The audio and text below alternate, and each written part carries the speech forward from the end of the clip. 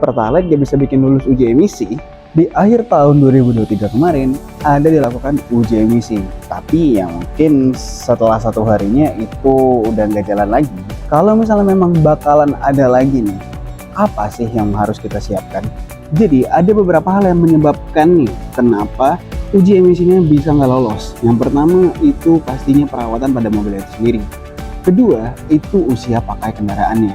Dan yang paling diperhatikan itu jenis bahan bakarnya. Dari 3 hal tersebut, yang paling penting itu adalah jenis BBM-nya. Tapi sebenarnya yang lebih penting lagi adalah ron BBM-nya.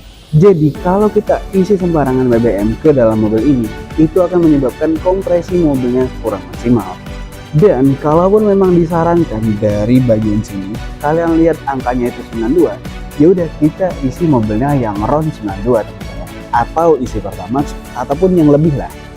Kalaupun kita mengisi mobil kita dengan BBM ronnya di bawah dengan yang semestinya, itu akan menimbulkan yang namanya radikal bebas teman-teman. Jadi itu bisa memicu polusi udara.